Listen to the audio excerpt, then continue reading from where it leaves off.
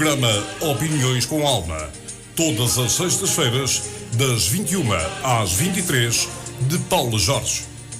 Semanalmente, os convidados partilham a sua opinião sobre temas atuais, sobre temas do passado e sobre perspectivas do futuro. Cada convidado traz consigo uma mão cheia de histórias com alma para contar, onde as profissões, a família, percursos de vida, saberes e sentires são o centro das conversas. Programa Opiniões com Alma. Todas as sextas-feiras, das 21 às 23, de Paula Jorge.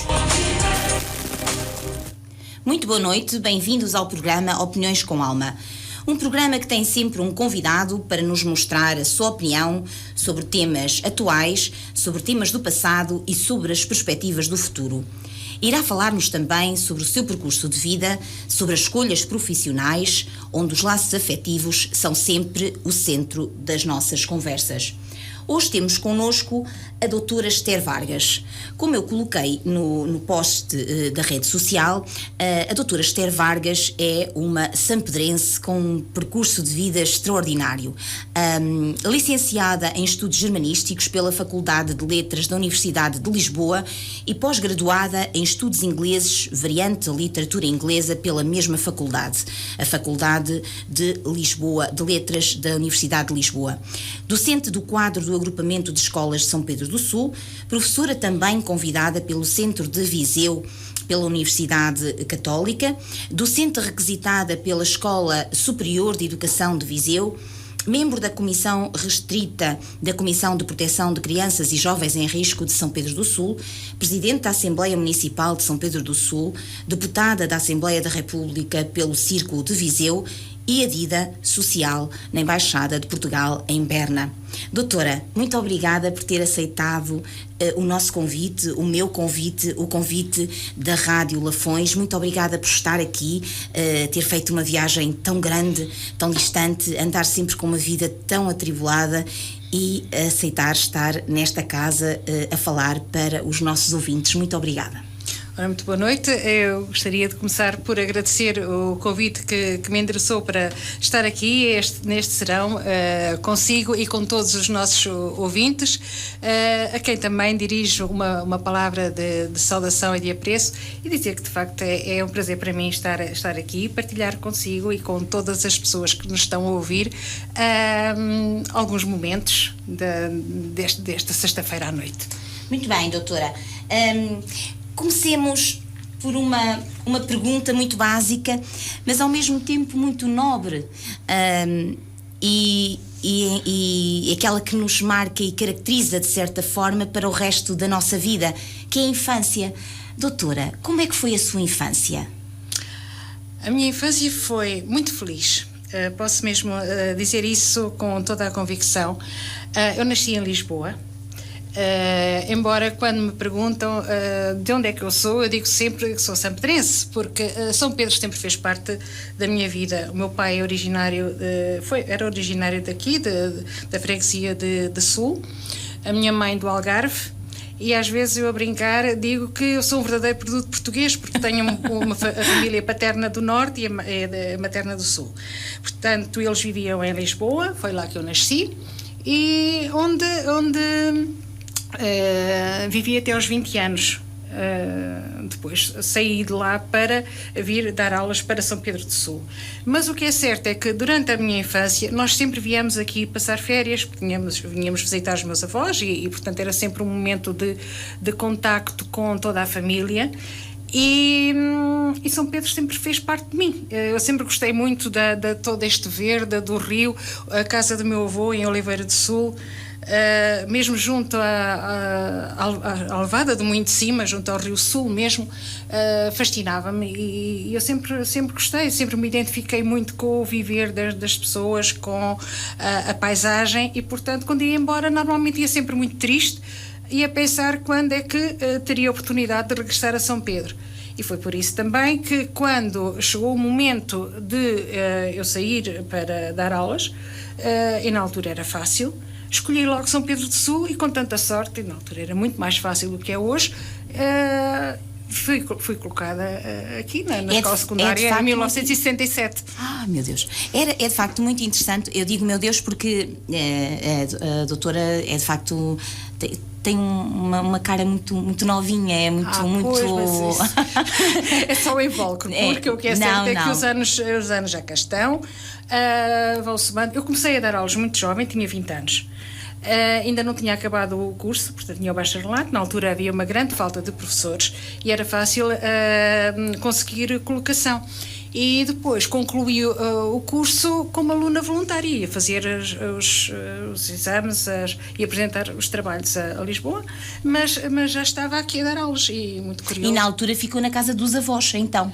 Não, na altura já não os avós já tinham falecido. Fiquei no primeiro ano em casa de uma prima que também é professora aqui, a doutora Gracinda Maio. Sim, que todos conhecem também. Muito bem. E depois a partir daí, claro, é natural, fui-me autonomizando mas fiquei sempre por cá, porque de facto foi aqui que eu achei que me enquadrava e que fui fazendo amigos.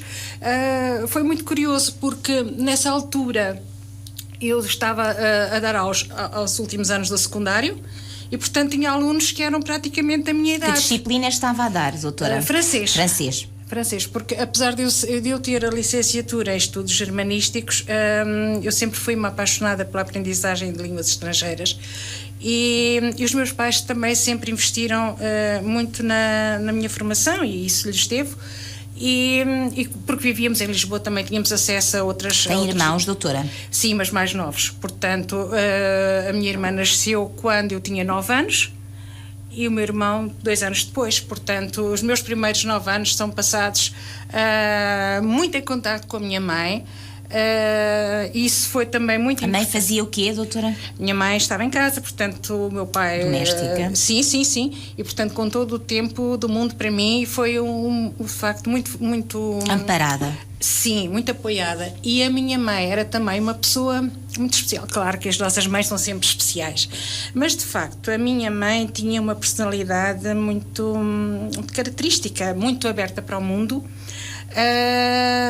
lia bastante e falava muito comigo também, portanto ia-me chamando a atenção para mil e uma coisas e começou a ensinar-me a ler aos 3 anos. E eu aos 4 anos estava à espera sempre que o meu pai chegasse, porque havia o hábito de comprar o jornal diário, ele chegava sempre por volta das 7 horas da tarde com o jornal, que na altura havia jornais, os matutinos e os vespertinos. E ele trazia sempre o jornal e eu estava à espera dele para me sentar a ler o jornal. E portanto isso comecei logo a ler, a leitura foi sempre a minha paixão. É evidente que há pedagogos que dizem que não é adequado. No meu caso correu bem. Resultou, exato. Mas foi um processo natural. E lembro-me que ainda era pequenita e quando não deixou de brincar por isso, não, doutora? Não. É isso. Nada mesmo. Conciliou tudo de forma muito equilibrada, não é? Sim. E lembro-me perfeitamente dos passeios que dava com a minha mãe e o dia em que saímos para ir comprar os primeiros livros de histórias para mim. Os primeiros livros. E isso, comprámos 2 livros. Que na altura tinha muito poucas ilustrações, não era, doutora? Sim. É? Poucas ilustrações, mas havia um dos livros que a minha mãe me comprou nessa altura era aquele sistema de pop-up. Sim. E era um clássico, a Gata Borralheira. E de facto aquilo, toda aquela magia de abrir o livro, das figurinhas saltarem, tudo aquilo foi extraordinário.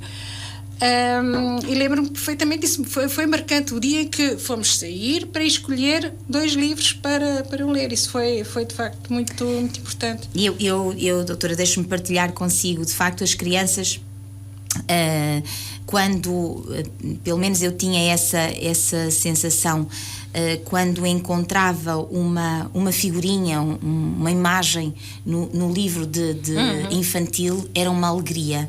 Mas por um lado também nos deixava, o permitia que a nossa imaginação fosse muito, muito longe, não é?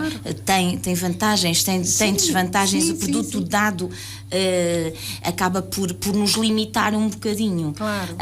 De qualquer forma, pronto, são perspectivas diferentes. Mas, doutora, o que fazia o pai? Meu pai trabalhava na indústria hoteleira. Trabalhava numa casa que era uma das grandes pastelarias de Lisboa na altura, a Smarta, porque havia 3, e destas grandes casas, das grandes pastelarias de Lisboa, só uma, que é a Versalhes, é que ainda existe, porque as outras, infelizmente, já desapareceram. Infelizmente ou não, enfim, a vida é dinâmica e as coisas vão mudando, mas desapareceram. Portanto, meu pai trabalhava bastante, mas de facto conseguia garantir o sustento da família, e nós estávamos em casa com a minha mãe, e depois também foi uma alegria quando os meus irmãos nasceram, e depois os primos, porque a nossa casa era sempre o ponto de encontro da família toda. Claro, e depois como ficava ali em Lisboa, no centro, claro, não é? Quando alguém ia a Lisboa, pois era em nossa casa que as pessoas se juntavam, e depois com os meus primos lembro-me também de grandes momentos em que vivíamos todos, porque de facto era a minha casa, a casa dos meus pais, o ponto de encontro de toda a família. A doutora valoriza muito a família, já percebi. Sim, acho que isso é continua a valorizar, sim, não é? Sim, se bem que no fundo, neste momento, portanto, a família está muito reduzida, a família nuclear, portanto, em que apareciam os tios, os primos, todos, os avós, isso tudo passou, e portanto agora há um vazio, não é? As coisas já não são do mesmo modo, mas continua a haver esta marca, a recordação dos bons momentos passados. Isso anima, dá-nos força, não é? Claro. E por outro lado, hoje em dia, pois cá está, o meu filho vive em São Pedro Sul, eu neste momento estou na Suíça com a minha filha também, mas estamos todos... A filhota também está na Suíça, sim, uma das jovens que acabou por sair daqui, de Portugal, e foi à procura de novos rumos, não é? Sim, acho que acabou por fazer bem. Claro que sim. Está bem, e dificilmente estaria tão bem integrada e com tão boas condições de trabalho como tem agora, portanto, claro, está bem. E depois está com a mãe. Sim, isso também. Mas ela já disse que quando eu regressar, porque eu estou temporariamente fora, não é? Quando regressar, que ela fica. Vai continuar lá. Pronto, e a doutora vai lá de vez em quando fazer umas visitas. Ó, doutora, sendo assim, o curso em Lisboa foi um seguimento do secundário, não é? Porque manteve-se em casa, não Exato. É? De modo que, com esse grau de exigência que a mãe lhe foi incutindo, exigência ou preparação, ou, no fundo, e abertura ao mundo. E abertura ao mundo, não é? Sim. Acabou por ser, se calhar, eu não digo fácil tirar uma licenciatura, não, porque uma licenciatura, de certa forma, é exigente, mas acabou no fundo por ser um bocadinho o seguimento, porque estava em casa, não é? Claro, muito não mais houve fácil. Aquele impacto, como eu tenho tido alguns convidados que vêm daqui da aldeia e vão para Lisboa, vão para o Porto. Exato. E é um impacto enorme. E como eu senti mais tarde, quando os meus filhos tiveram que sair de casa, daqui de São Pedro Sul, para ir estudar para a universidade. Claro. E os dois em simultâneo, e esse período foi um período difícil, porque não é fácil conseguir garantir que os filhos tenham as propinas, os alojamentos, exatamente, tenham aquilo que necessitam. São períodos de facto que exigem dos pais um grande esforço. Muito e eu esforço. senti isso e comparei com aquilo que se tinha passado comigo. Exato, que viveu por experiência própria. Então, neste caso, doutora, eu pergunto-lhe o seguinte: de facto, como não houve esse impacto de menina que vai para a universidade, porque estava em Lisboa, estava em casa, como é que foi regressar a São Pedro do Sul para lecionar? Foi uma aventura extraordinária, porque eu vi encontrar alunos interessados, sério, muito... que me acolheram muito bem, que achavam piada pelo facto de eu ser muito nova, Mas isso não era sinónimo também de interesse. Portanto, eu era capaz de tomar um café com eles e termos os nossos momentos de convívio, mas quando era para trabalhar, portanto, era a sério. E foi muito gratificante. Eu acabei por ir ficando. E se fosse possível repetir, pois tê-lo-ia feito do mesmo modo, com todo o gosto, porque acho que foi uma boa aposta. Senti-me sempre muito bem e hoje, passados estes anos todos, cerca de 43 anos de serviço, não é? Eu sinto-me muito bem porque já tive alunos, filhos dos meus primeiros alunos, tenho grandes relações de amizade com alunos que tive nos primeiros anos. Aliás, devo dizer que alguns deles até são meus compadres neste momento, porque o relacionamento de amizade foi tão intenso que acabaram por ser padrinhos dos meus filhos. Portanto, isto é bonito. E é muito reconfortante ver o percurso que eles foram tendo. E tenho aqui imensos alunos em São Pedro do Sul e em Vozela. Na altura, no secundário, os alunos de Vozela e de Oliveira de Frades vinham para São Pedro do Sul. Vinham para São Pedro do Sul, sim. E então, portanto, tive alunos de toda a região e é muito gratificante encontrá-los agora. Homens feitos, não é? Exato, homens e mulheres. E mulheres, claro. Portanto, ver que estão bem, mas esta sensação de familiaridade, que eu penso que numa grande cidade isto nunca seria muito difícil acontecer, ou poderia acontecer pontualmente. Aqui não, acaba por ser uma família, há referências, há ligações que se vão mantendo, e eu acho que isto é muito positivo. Sim, doutora, esse é o lado positivo, mas certamente encontrou alguns contrastes nítidos entre aquilo que conhecia, de certa forma, e aquilo que veio encontrar aqui, se bem que, como disse, foi vindo sempre durante as férias. Sim. Mas era uma outra realidade. Era uma outra realidade, um outro contexto, distinta, não é? Se bem que na altura São Pedro do Sul também era muito diferente do que é hoje, tinha muito mais gente, tinha muito mais movimento, sendo na altura, vila do interior. Quase não se notava, porque havia muita gente, havia uma grande vida social, as pessoas saíam muito. Talvez as termas dessem aqui um contributo a esta situação, porque havia muita gente de fora, havia muitas festas, muita gente... No fundo, hoje continuam a dar um empurrãozinho, não é? Sim, as termas. Sim, mas as relações sociais hoje são completamente diferentes. Naquela altura, nós íamos ao café e dificilmente encontrávamos uma mesa livre. E muitas vezes tínhamos que até nos sentar na mesa de alguém conhecido, porque não havia, os cafés estavam cheios.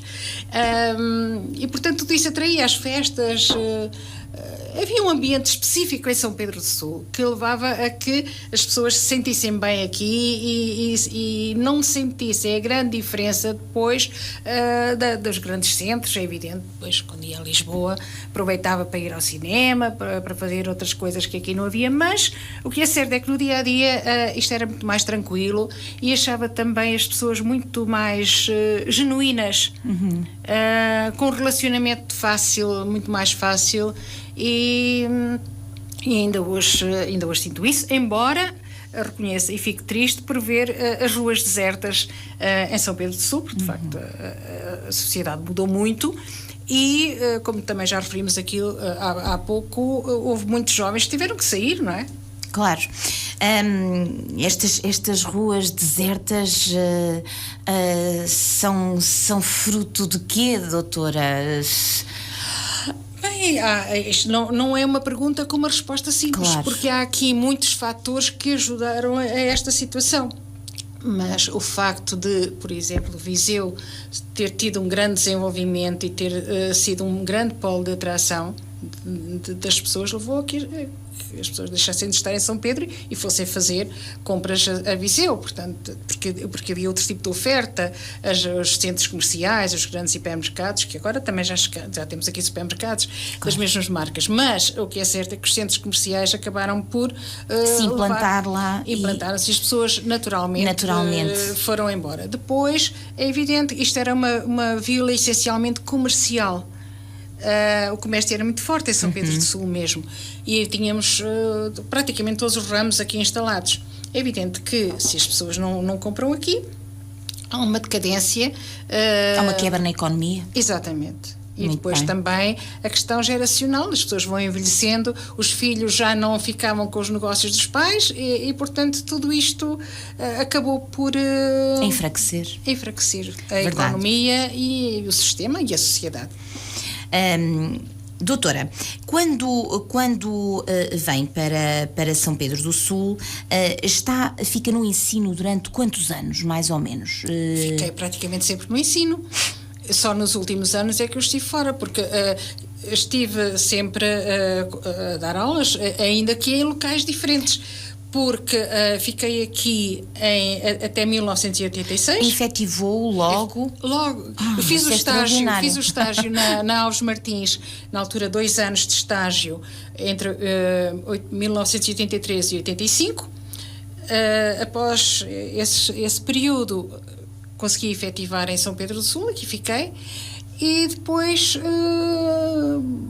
houve a possibilidade de ir para a Escola Superior de Educação enquanto requisitada, não é? E lá estive 19 anos. Portanto, esse foi o salto, depois da escola, do agrupamento, foi o salto à escola superior. Mas também com funções docentes e como orientadora de estágio de professores. Na altura havia a profissionalização em serviço. E, portanto, eu andava pelo distrito a observar as aulas, não é? E a apoiar os professores na parte prática, e dava uma cadeira, a parte teórica, no que tinha a ver com a didática das línguas estrangeiras, concretamente o inglês e o alemão. Muito bem, está muito por dentro do ensino, então. Sim, completamente. Agora, nos últimos anos, é que não. E é evidente que tem tido outras funções, obviamente. Mas muitos anos de ensino, e devo dizer que é uma atividade fantástica, porque se aprende muito com os alunos. E então no ensino superior eu tive também alunos fantásticos, alunos muito interessados, alunos que nos obrigavam também a investigar e a ir um pouco mais além do que era normal. E este processo de aprendizagem contínuo e comum é muito enriquecedor, para além das amizades que se vão estabelecendo e que eu consegui estabelecer ao longo da vida. Não teve alunos vindos de África? Eu falo isto porque a minha filha está na Escola Superior de Educação e tem um colega de Angola. Portanto, na altura a doutora por acaso não teve, é porque estas experiências acabam por ser riquíssimas, não é? Claro. Eu penso que agora com o programa Erasmus há muito mais abertura à vinda de alunos de outros países, tal como a saída também, a ida dos nossos alunos para o estrangeiro. E isso são sempre possibilidades muito boas de enriquecimento pessoal. Não só da aprendizagem concreta dos ramos em questão e dos níveis em questão, mas, sobretudo, um enriquecimento muito grande em termos pessoais, porque o convívio com outras formas de estar, com outras formas de pensar, com outras sensibilidades, também nos faz perceber quem é que nós somos, também nos faz refletir porque é que ele é diferente de mim, ou onde é que, apesar de vir de outro contexto, há aqui uma relação, afinal comungamos dos mesmos problemas, dos mesmos ideais, ou até vemos as coisas da mesma maneira. E é precisamente aí que nos aprendemos a relativizar e a perceber quem nós somos e o que significa ser português, e acho que é de facto um sistema fantástico o Erasmus,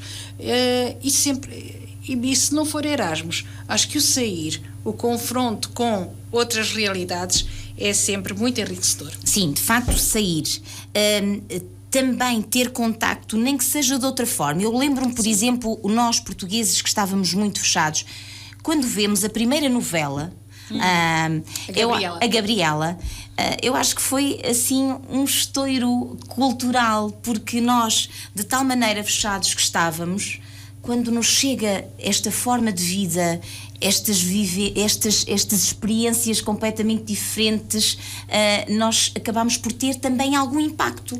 Portanto, quanto mais ir, para outro local. Esta abertura ao mundo é fundamental. É fundamental. Mas, aliás, quer dizer, os portugueses sempre tiveram esta abertura ao mundo, não é? Porque nós descobrimos o mundo. Claro. Nós, os portugueses, descobrimos o mundo. Agora, devo dizer também... Nós fomos donos do mundo. Claro, quase. Sim. Mas também há aqui um aspecto que me parece importante, e eu tenho referido isso muitas vezes, até quando estou com amigos. Nós descobrimos o mundo essencialmente através do mar. Foi o mar que nos deu a grandeza. Mas se foi a fonte do nosso sucesso e da nossa grandeza, também foi motivo de alheamento da outra parte. Ou seja, também nos deu isolamento, porque nós virámos-nos sempre para o mar, estando de costas para o continente europeu. Uhum. Entretanto, outros foram aproveitando esse nosso desleixo. Exato, e repare, mesmo este sentimento relativamente à Espanha, que agora está já ultrapassado, e isso penso que já ninguém pensa assim, claro. Mas aquele ditado popular de Espanha, nem bom vento, nem bom casamento.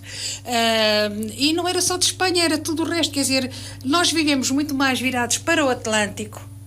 Tivemos que, ao longo da história, ir fazendo tratados e acordos com eles para não entrarmos em guerra. Exato. Não é? Mas se em lugar do Atlântico nós tivéssemos tido outras fronteiras terrestres com outros países, provavelmente nós teríamos tido um outro tipo de desenvolvimento, provavelmente, digo Sim, eu. Claro.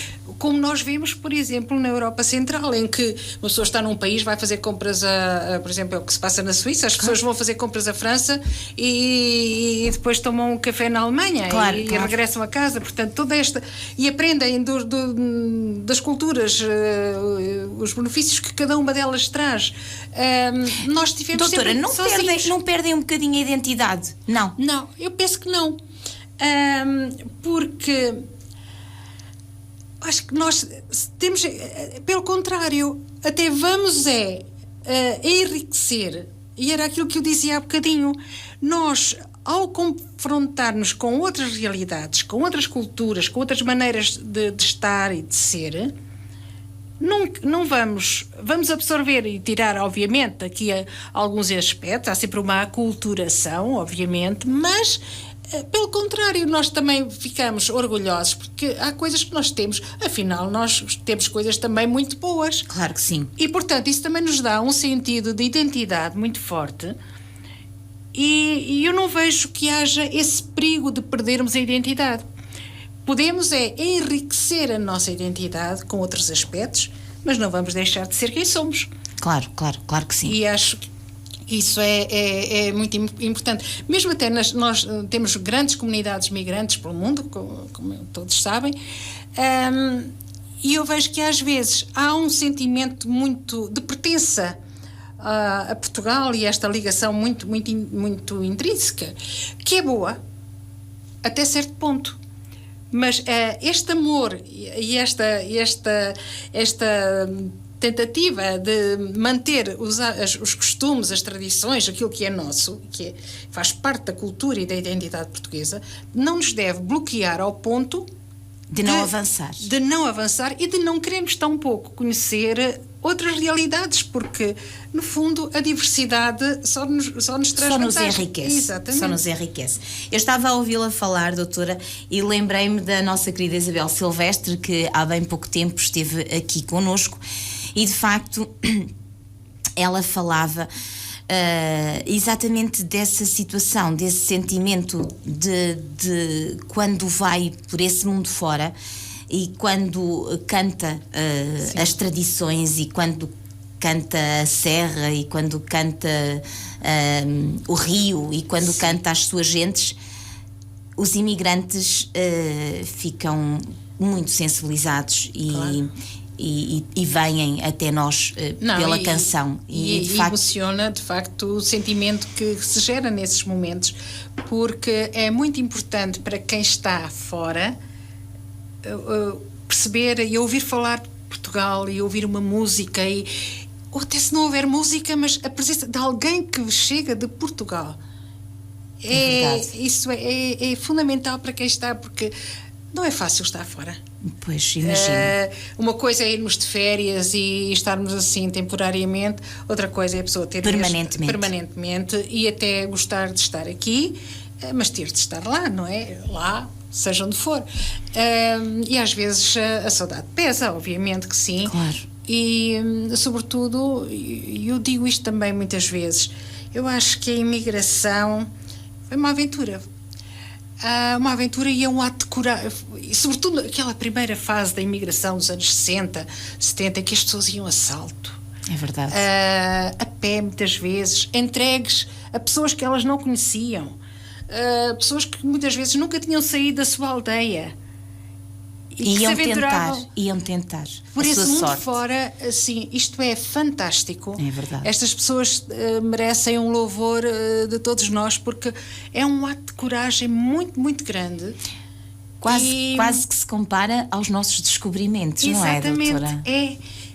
Iam por esse mundo, por esse mar fora sem saber bem para onde iam. O que é que iriam encontrar, o que é que lhes iria acontecer. E aqui é a mesma coisa, pessoas que não, indefesas muitas vezes, porque não sabiam ler, não sabiam escrever, iam para um mundo completamente distinto. Nem sempre corria bem, não é? Nem sempre corria bem, e mesmo hoje também nem sempre corre bem, mas hoje há outras defesas, as pessoas naturalmente têm outras defesas que na altura não tinham.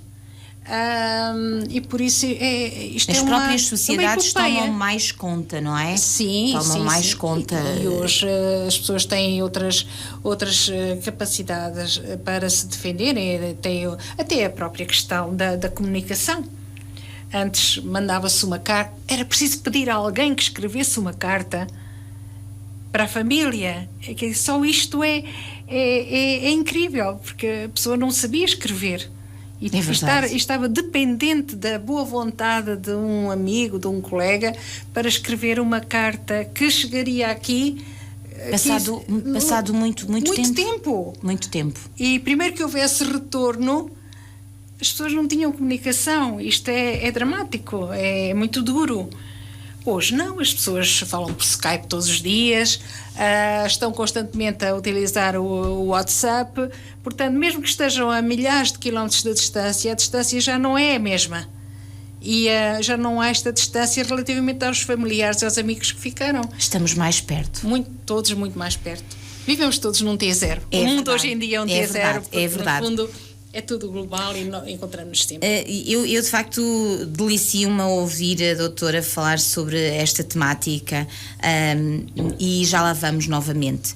Mas eu gostava que me falasse um bocadinho sobre a sua experiência aqui esteve como orientadora, desculpa a expressão, é orientadora na Comissão de Jovens e Crianças em Risco. CPCJ, exatamente. Orientadora não, era membro da Comissão. Membro da Comissão. Sim, numa primeira fase, enquanto representante da Associação de Pais, porque na altura era presidente da Associação de Pais da escola secundária e, portanto, tínhamos assento lá. Tivemos há bem pouco tempo a nossa presidente atual, que é a engenheira Mónica. Engenheira Mónica. Conheço desde pequenina. Se calhar foi sua aluna. Mónica, não exatamente, por acaso não, mas é do tempo. Exatamente. Tempo que eu estava aqui.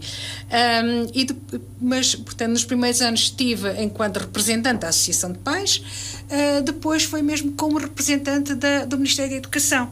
E aí tinha redução da componente letiva e acompanhei. E devo dizer que foi um trabalho que me marcou também muito. Eles fazem um bom trabalho. Extremamente importante e foi uma aprendizagem também sobre a vida, sobre as pessoas. O que é que faziam especificamente, doutora? Portanto, quando há uma sinalização de uma situação... Que qualquer um de nós pode sinalizar. Exatamente, uma situação que penso que há uma criança ou um jovem que está em risco por qualquer motivo, o assunto é analisado e depois portanto, isto é uma equipa multidisciplinar e, de acordo com as características do problema apresentado, assim é encaminhado para os elementos da comissão que têm mais a ver com aquela situação. E depois há todo um trabalho de acompanhamento, de verificação in loco da situação. Que são vocês que o fazem, é a CPCJ. Sim. E depois é estabelecido um um acordo, o que se chama um acordo de promoção, e automaticamente vamos tentar que aquela família, porque não há, as crianças não são problemáticas, normalmente, não há crianças problemáticas, se nós quisermos encarar esta situação de frente. Mas temos uma família por trás, não é? Há uma família que está, a criança não vive sozinha, portanto a criança problemática tem um contexto, e esse contexto muitas vezes é que é problemático. Então, para podermos ajudar e recuperar esta criança, nós temos de trabalhar todo o contexto envolvente, a sua família.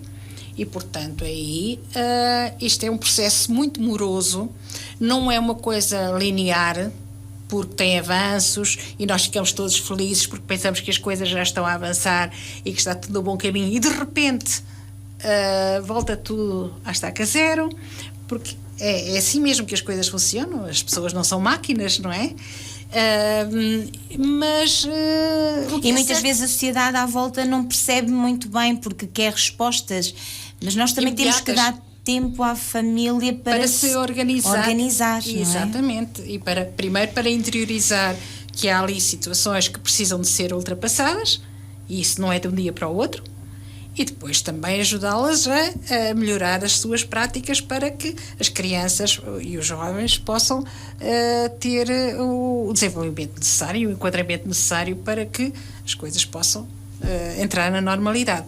Mas é um desafio constante, e devo dizer que foi das coisas que mais gostei de fazer e que me deu também a possibilidade de conhecer verdadeiramente São Pedro do Sul, porque nós tínhamos aqui esta ação no âmbito do Conselho. E é uma casa das pessoas, certo, muitas vezes sim, e isso também me permitiu perceber o que era a vida de algumas famílias, a vida difícil de algumas famílias no nosso concelho, porque antes, sinceramente, não tinha essa percepção. Sabia que havia pessoas que viviam melhor, outras pior, mas às vezes só quando somos confrontados com realidades difíceis e duras é que percebemos exatamente o tecido social que está aqui e o que é preciso, o trabalho árduo que é preciso fazer para garantir que as pessoas estejam o melhor possível. Infelizmente o alcoolismo ainda é um problema que existe. Central. Muitas vezes estas questões que havia na família e a vários níveis eram originadas pelo alcoolismo, e esse é um flagelo que de facto tem que ser combatido, porque começa a ser também intergeracional, ou seja, nós também temos jovens que bebem bastante, e isso tem consequências muito negativas.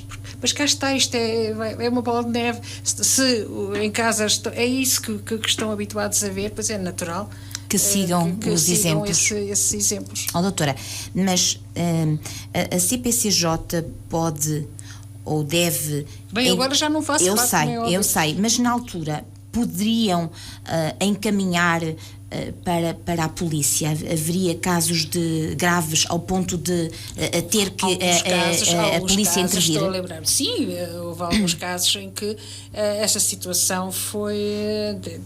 portanto, era em função da gravidade, claro, e das características das situações. Outros casos não, eram resolvidos pela saúde, pela parte da saúde, porque poderia haver alguma negligência a esse nível e, portanto, era mais fácil, mas convém dizer que nós tínhamos como grande fonte sinalizadora de problemas a saúde. Muitas vezes os médicos, os pediatras que iam detectando que havia ali problemas na família, e os próprios professores.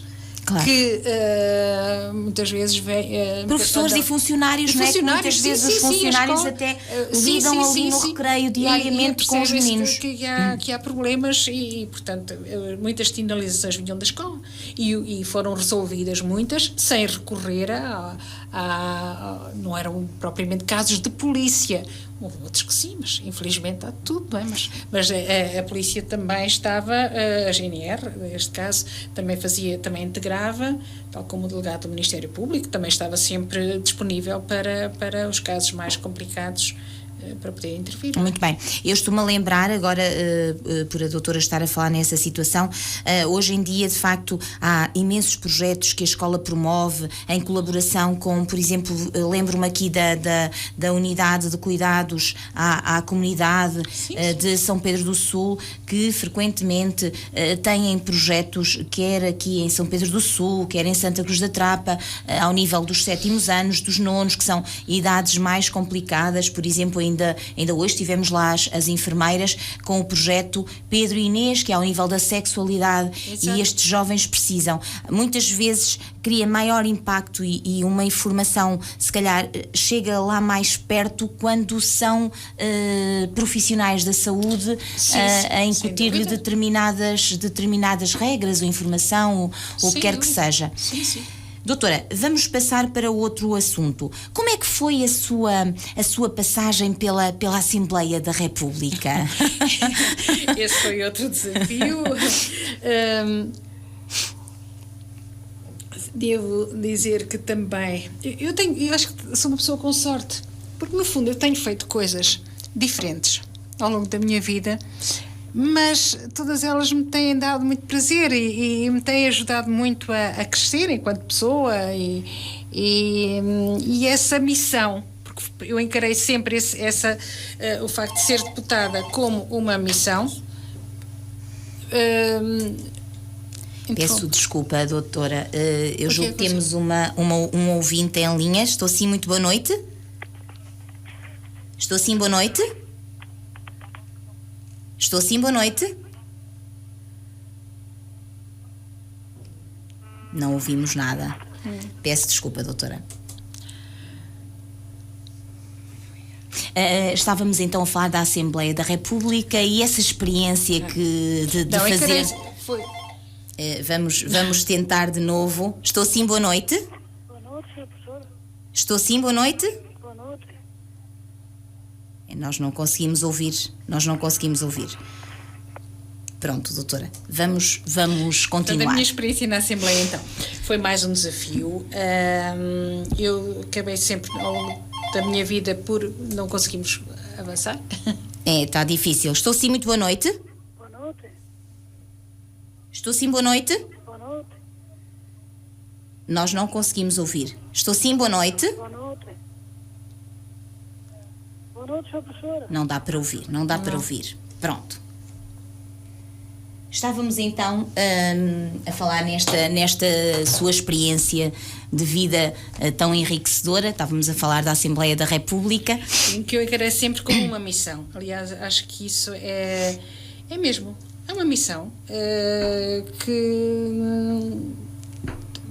calha, muitas vezes somos nós, mas acho que é bom que também haja rotatividade, ou seja, eu acho que o ideal seria que houvesse muitas pessoas que pudessem também passar por essa experiência.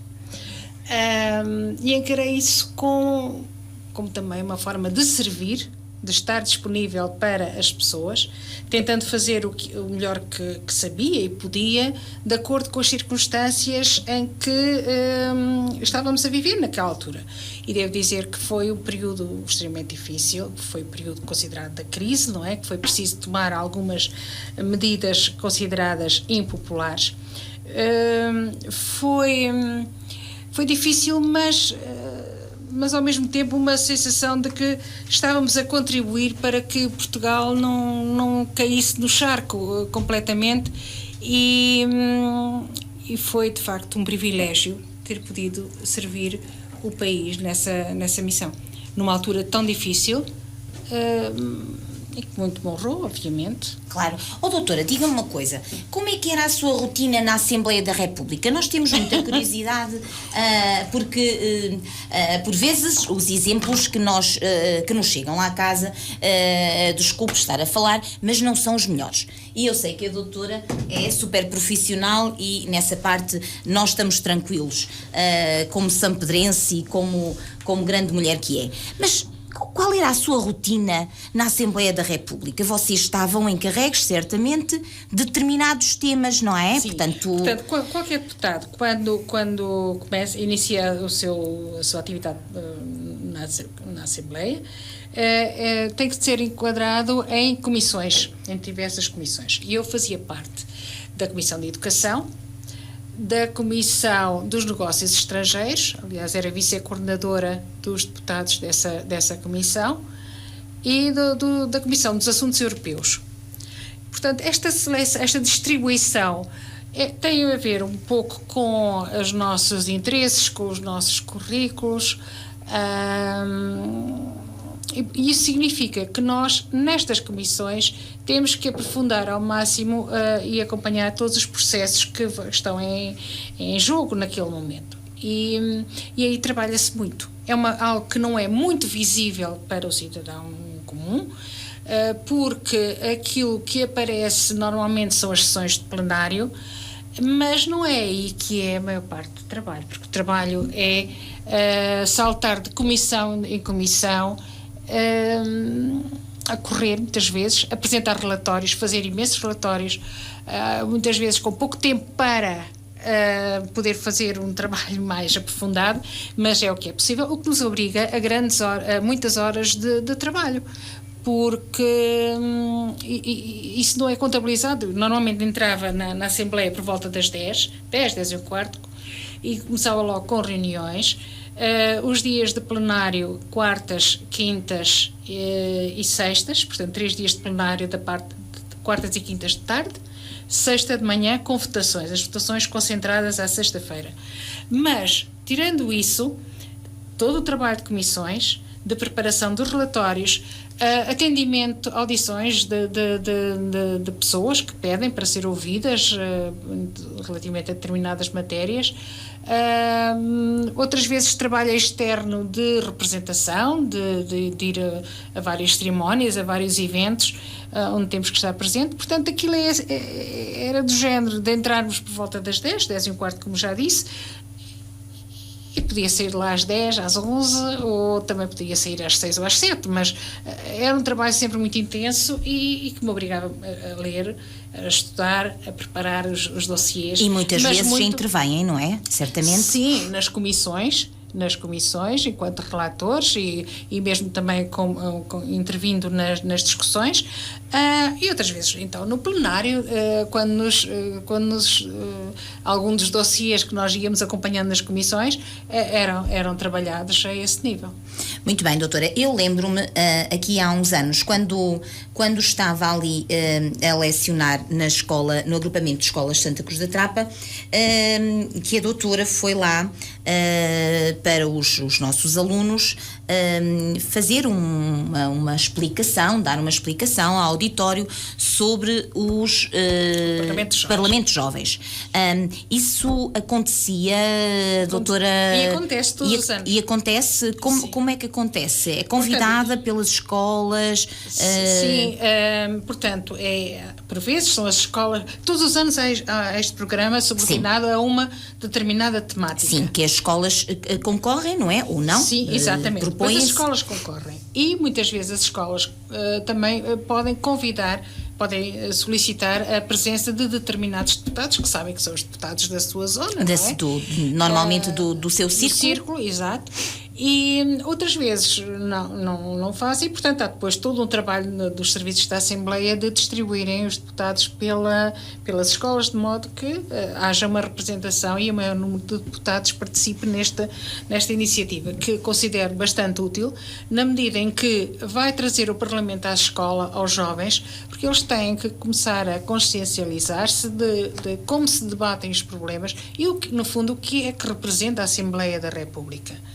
Porque, infelizmente, temos um sistema que não valoriza muito as instituições e é bom que os jovens percebam o que é que está em causa, como é que a Assembleia funciona e que percebam também que o deputado não é uma pessoa que aparece só na televisão de vez em quando a intervir. E que é de carne e osso também. Exatamente, e que está aqui próxima e que em todos os círculos há deputados, claro, que o estão a representar a eles e às famílias em Lisboa. Doutora, mas explique-nos lá para casa, eu tenho conhecimento e muitos ouvintes certamente que também o terão, mas como é que isto funciona, o Parlamento dos Jovens? Ou seja, há um tema ou há vários temas que são lançados e os alunos estudam. Explica-nos, por também favor. Se vão preparando em termos das escolas, não é? Para o debate daquele tema. Depois, ou é a escola que escolhe? É o Parlamento que... Não, o Parlamento define o tema. Exato. A partir daí, as escolas que estão interessadas e que conseguem criar essa dinâmica inscrevem-se para participar no programa. E depois, claro, internamente vão ver, os alunos vão formam algumas listas, não é? Exatamente, e portanto depois é todo o processo, como se fosse um processo do Parlamento, em que os alunos vão discutir aquelas matérias. Há depois uma fase distrital, e os que passarem a fase distrital irão depois ao Parlamento, a Lisboa, representar a sua escola e portanto acho que todo este processo é também uma aprendizagem muito útil para os alunos. Sem dúvida, sem dúvida. E os nossos alunos precisam.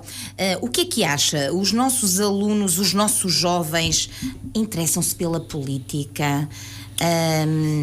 Qual é a percepção que têm?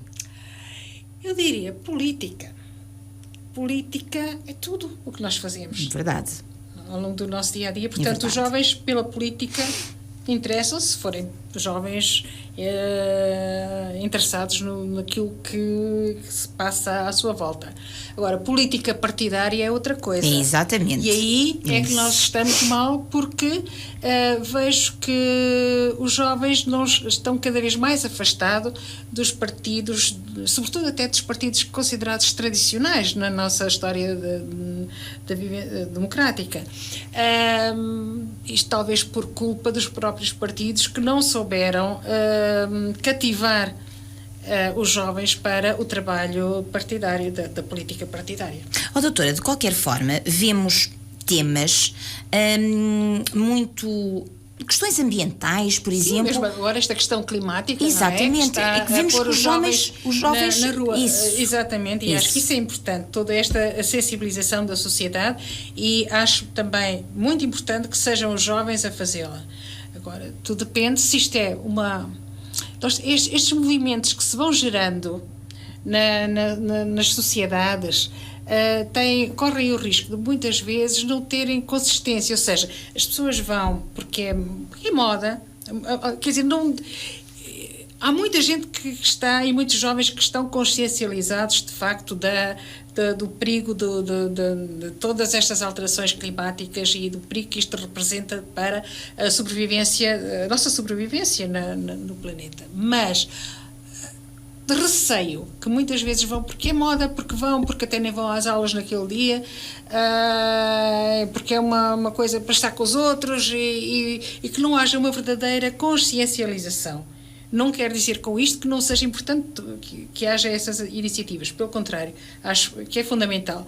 Simplesmente, isso só por si é pouco, tem que ser consubstanciado em práticas do cotidiano. E esta questão agora que está muito candente, do clima, é de facto uma questão muito séria, é um desafio que todos temos pela frente, porque continuarmos neste caminho, iremos sucumbir, porque não há capacidade para este ritmo de perturbação do planeta, mas temos que começar pensa, obviamente, que os políticos, e hoje está a decorrer a Cimeira em Madrid, com grandes políticos reunidos para debater estas questões, e é importante que o façam, mas é importante também que consubstanciem as suas práticas a este nível, não fiquemos só nos discursos bonitos. E se isto tem que ser tratado a nível macro, em termos políticos, e também cada um de nós tem o dever de participar neste desígnio, alterando algumas práticas do nosso dia-a-dia, do nosso cotidiano. Isto tem que ser falado nas escolas, ensinado nas escolas, nas famílias, na comunidade. Exatamente, porque isto toca a todos. Claro. Doutora, deixe-me perguntar-lhe, a título de curiosidade, como é que vê esta jovem, a Greta, que toda a gente fala, portanto, esta adolescente, a assumir este seu acérrimo ambientalismo, e da forma como o faz? Qual é a sua posição perante esta situação? Devo dizer que tenho algumas reservas relativamente a esta jovem. Não pelo que ela diz, porque obviamente é uma jovem que luta por um mundo melhor, mas receio que a forma como faz acabe por agudizar e não seja a forma mais correta de o fazer, porque ela ainda é muito jovem. E tem um discurso pouco consistente. É muito aquele ar aquele semblante muito carregado, muito rancoroso. Eu comparo por antítese, obviamente, com uma jovem que também há uns anos se falou muito, mas que marcou muito mais positivamente do que esta, que era a Malala. Exatamente. Essa eu via que havia ali um trabalho, porque uma jovem que tinha sofrido na pele condições tremendas de discriminação e que esteve até em perigo de vida. E que recebeu o Prémio Nobel da Paz, não é? Exato, mas a maneira como ela transmitia doçura, apesar de toda a vida difícil que tinha tido e do problema sério que ela pretendia alertar, que era a necessidade da educação para todos e para as raparigas em especial, mas fazia-o de uma forma que cativava, sem esta agressividade que eu encontro nesta jovem. Mas eu penso que isto é tudo muito recente. Claro que as sim. coisas hoje em dia acontecem assim de supetão e precisamos de algum tempo para ver se de facto esta jovem, se não há aqui outras coisas por trás, porque esta atitude tão severa, aquele semblante tão carregado, tão cheio de rancor, acho que também não é natural numa jovem daquela idade. E também receio que ela, no fundo, este caminho que está a levar também tenha efeitos negativos na sua formação enquanto jovem. Porque o que é certo é que esta jovem não tem a vida normal de uma jovem. Exatamente, daquela idade. Que deveria estar na escola. Exato, e ter outros tipos de atividades. Isto não sei, o tempo nos dirá. Nos dirá, exatamente. Mas que é importante falar nestas questões, sim, mas já se falava antes. Claro, não claro. Que os políticos alterem práticas e coordenem medidas para que as coisas possam ser melhor, para se inverter este processo, sim. Mas isso, no fundo, é um lugar comum que todos nós sabemos, não é? Claro. Agora, eu penso que também isto passa por cada um de nós no dia-a-dia. Claro. Doutora, outro tema que a doutora tem especial atenção é o tema dos direitos humanos, da violência doméstica. Eu sei que a doutora é de facto uma intervencionista nesta área. Como é que se posiciona relativamente a este tema? Essa questão é uma doença social. Eu considero que é uma doença social. Estamos a falar da violência. Sim. Pronto. Claro, porque é uma questão de direitos humanos. Claro. Os direitos humanos são fundamentais para o bem-estar de toda a gente e cada um de nós deve pugnar pela defesa dos direitos humanos. Esse é um princípio. Agora, nos direitos humanos há vários, não é? Claro. Mas há um que é a questão da violência doméstica, que é aquilo que eu considero um verdadeiro flagelo. Não tem razão de existir, ninguém tem o direito de dominar ninguém, de maltratar ninguém, mas quando falo de violência doméstica, falo sempre em termos à luz dos direitos humanos e nas suas diversas vertentes, porque violência doméstica não é só o homem que maltrata a mulher, porque ao fazê-lo, temos aqui as crianças que assistem muitas vezes a estas discussões, a cenas de violência, e são vítimas de violência também, claro, ainda que indiretamente. Claro. Temos os idosos, a questão da violência dos idosos, sobre os idosos, também é outra questão. Portanto, quando eu falo de violência doméstica, é todo o tipo de perturbação no relacionamento entre as pessoas no seio do lar. Venha ela de filhos, ainda agora, por exemplo, eu, como sabes, sou adida social, e um dos problemas que estou, um dos dossiês que tenho em mãos, tem a ver precisamente com uma situação de violência, é um filho que exerce violência sobre a mãe e sobre o pai. Portanto, quando nós falamos de violência doméstica, é sempre o homem que maltrata a mulher, mas esta violência, este conceito de violência tem várias vertentes, por isso é que é muito complexo, mas é um desafio que também nos cabe a todos somos chamados, porque é uma questão de direitos humanos e, portanto, temos todos que intervir quando soubermos que há alguém que vive violentado. Às vezes não é só uma violência física, mas é também a coação psicológica, a ameaça, enfim, tudo aquilo que perturbe o normal relacionamento entre as pessoas, porque nada justifica isso. Hoje numa aula com as enfermeiras aqui do centro de saúde, falávamos precisamente disso, e uma das coisas que nos inquieta e que me inquieta demasiado é a violência no namoro, por exemplo. Sim. E que dá-me a sensação que parece que acaba por ser consentida a passividade perante esta situação. É dramático isso. Os jovens assumem quase isso como o amor. E de facto é uma situação que aqui eu acho que não se falava, ou se calhar existir, sempre existiu, mas não se falava tanto. Qual é a sua perspectiva sobre esta violência? Isso é uma questão preocupante também, porque os jovens, pela informação que existe hoje, deveriam já ter outro tipo de comportamentos. Portanto, isto significa que está a fazer falta algo do tipo educação para os afetos, que começa logo na pré-primária, portanto, logo numa fase muito precoce. Tem que haver sempre a educação para os afetos, que não é necessariamente a questão da sexualidade, isso é outra coisa, mas preparar preparar a pessoa para os afetos no sentido lato, as emoções, exato, para saber gerir o não, para enfrentar problemas e ver como ultrapassar, como gerir conflitos, enfim, tudo isso, porque hoje em dia também essas reações da parte dos jovens no namoro acontecem porque muitas vezes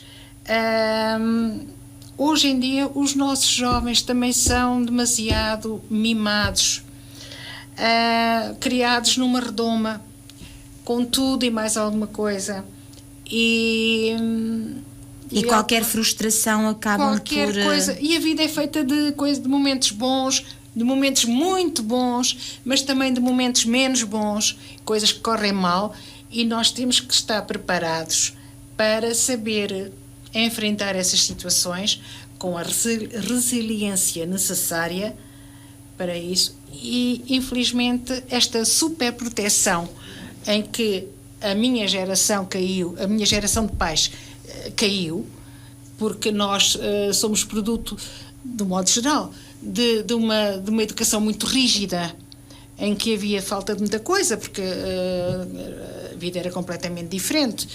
E eu penso que quem passou por esse processo enquanto filho agora tenta inverter a situação e dar tudo. Mas o dar tudo muitas vezes também não é o ideal, tem que haver aqui um equilíbrio. E preparar os nossos filhos para enfrentarem situações menos positivas e para ouvir um não é fundamental, porque senão andamos a reboque não sei de quê, porque estes jovens muitas vezes não estão preparados para enfrentar problemas, e enquanto tiverem os pais por perto, a situação vai ficando vai passando. Vai, Mas os pais exatamente. não são eternos, Claro. e um dia estes jovens não estão preparados para enfrentar o mundo. Doutora, havia um programa, e hoje foi falado também com as enfermeiras e com os nossos jovens, havia um programa que há uns tempos atrás, julgo que já não dá, era um programa de televisão que era E Se Fosse Contigo. O que é que acontece? Era uma simulação, eram atores que simulavam uma cena de violência, numa esplanada de café, e então faziam o seguinte: havia um jovem que batia na rapariga e de imediato as pessoas intervinham e levantavam-se e chamavam a atenção. Quando o contrário acontecia, a rapariga batia no rapaz, as pessoas riam-se, aquilo era motivo de chacota. Pois. Portanto, depois houve uma senhora que efetivamente chamou a atenção e não gostou. Mas isto para dizer o quê? Há estereótipos. E é preciso combatê-los. E é preciso combatê-los. E nós Exatamente. achamos que é só a mulher, nós achamos não, mas de certa forma a mulher é vítima de violência, o homem nem tanto. E quando o vemos na realidade, acaba por ser motivo de chacota. Pois, infelizmente é assim. Precisamente pelas ideias pré-concebidas, que muitas vezes há, os tais estereótipos, mas isso tem que ser combatido logo à partida e sempre intensamente, porque é uma luta para conseguirmos alterar as mentalidades e fazer perceber às pessoas que a violência não tem razão de existir, e muito menos quando é exercida por parte das pessoas que deviam estar a proteger-nos, não é? E a apoiar-nos e a encorajar-nos, a dar-nos força.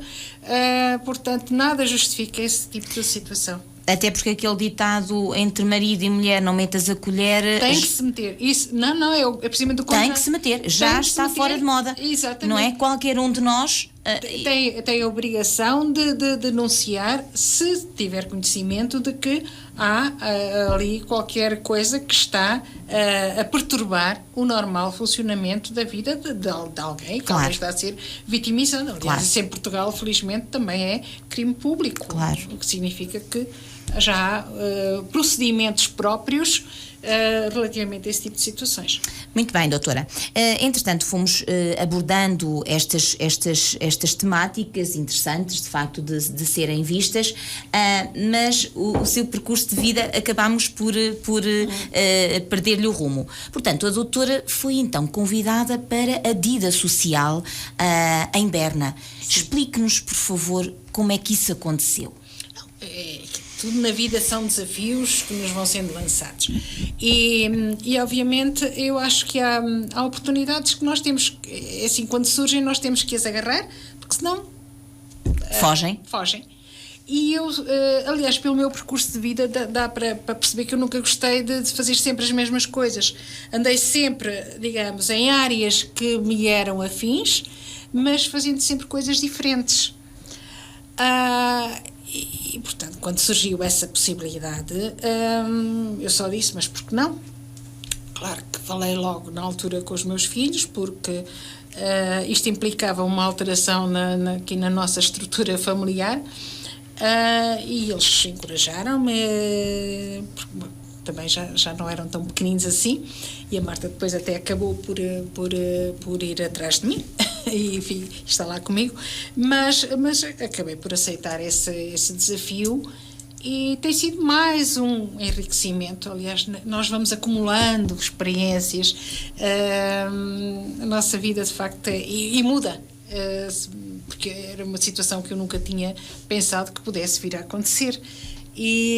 Mas aconteceu e estou lá muito bem agora, mais 1 ano e meio. Está lá há quanto tempo, doutora? Estou há 4 anos. Há 4 anos? Sim, já. Tempo passa depressa e agora estou portanto já foi... Como é que foi o seu impacto? Como é que se ambientou à Suíça? A Suíça é muito fácil porque é um país extremamente organizado, seguro, com uma qualidade de vida brutal. O grande espanto para mim foi o nível de vida, que de facto é incrível. O nível de vida, porque de facto é tudo muito caro. É tudo muito caro. Tudo muito caro. Mas a esse nível foi muito bom. Foi muito agradável, porque voltei a ver meninos a brincar na rua, crianças com um sorriso de criança. Eu digo crianças normais. Isto porque aqui em Portugal, em muitos países europeus, nós vemos as crianças são tristes. Estão carrancudas, têm olheiras, andam sempre agarradas, não querem sair de casa, não brincam, não correm, estão sempre agarradas aos seus jogos, Aos telemóveis. E eu voltei a ver crianças ditas normais. E isso acho que é bom, porque afinal é possível coexistir até o avanço. Numa sociedade considerada evoluída, as crianças brincam, e vão sozinhas para a escola O sistema educativo lá, como é que é, doutora? Bastante seletivo. Como assim? Bastante seletivo, no sentido em que as crianças... bem, vamos lá ver. É seletivo, ponto. Exigente. E por isso, muitas vezes... crianças, filhas oriundas de famílias migrantes têm alguma dificuldade se não começam logo de pequeninas. É um sistema basicamente dual, ou seja, o objetivo não é ir para a universidade, é a educação profissional, fazer uma aprendizagem profissional que lhes permite autonomizar-se bastante cedo e, portanto, serem perfeitamente reconhecidos, mesmo socialmente, e apenas uma minoria vai para a universidade. Não apenas porque o filtro para a entrada na universidade é, de facto, muito exigente, mas por uma questão de mentalidade, porque não é objetivo. O objetivo é que cada pessoa encontre o seu caminho de acordo com as suas competências, capacidades e os seus interesses. E, portanto, pode-se passar pela universidade, pode passar. Aliás, o facto de seguir a via profissionalizante não implica que fique de pernas cortadas com o acesso ao ensino superior, se o quiser fazer mais tarde. Portanto, isso é perfeitamente possível. Agora, é um sistema bastante seletivo, mas que eu penso que também dá possibilidades. Agora, reconheço que para as famílias... Para muitas famílias migrantes, e não estou a referir-me concretamente a famílias portuguesas, pode ser um bocado difícil perceber. E, sobretudo, porquê? Porque tudo isto vai do começo. Uma criança suíça vai logo pequenina para a creche, não é? E depois vai criando os seus hábitos sociais, e quando chega à entrada mesmo da escola, da escolaridade obrigatória, já está perfeitamente entrosada.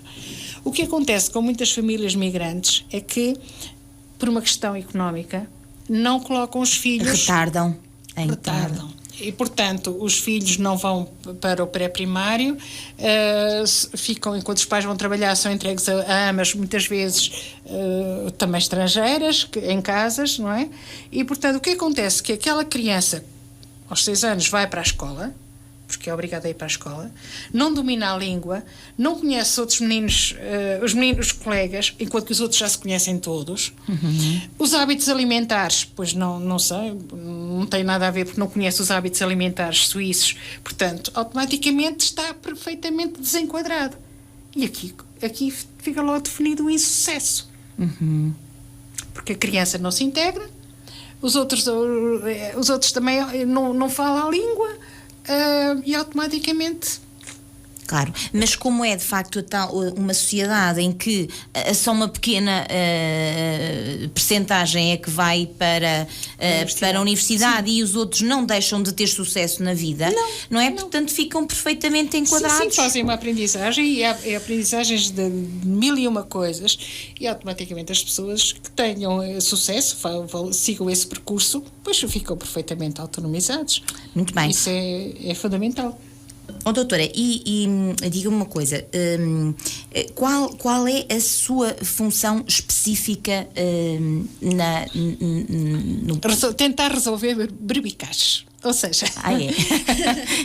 É a bombeira de serviço. Um bocadinho, mais ou menos isso, ou seja, quando há problemas E nós temos uma comunidade muito grande na Suíça, são 260, agora temos menos, 265 mil por aí. É evidente que numa comunidade tão grande há sempre pessoas que têm problemas, problemas laborais, ou problemas com as pensões, problemas com a documentação, enfim. Portanto, lida só com os portugueses. A Sim. doutora está na Embaixada de Portugal, não é? Em Berna. Sim, sim. Portanto, lida só com a comunidade portuguesa, de portugueses. com essa que Exatamente. eu trabalho. Portanto, aí são estes problemas todos, que quando alguém tem problemas, depois reportam. Exatamente. E depois, além disso, a questão da ligação ao movimento associativo. As associações de portugueses associações portuguesas que existem, tentar que elas tenham alguma dinâmica, e algumas delas têm e desenvolvem um trabalho muito positivo, não só de ponto de encontro da comunidade portuguesa, mas também a nível da informação. Por exemplo, temos uma associação que, inclusive há bocadinho falámos da violência doméstica, organizou umas jornadas sobre a violência doméstica com especialistas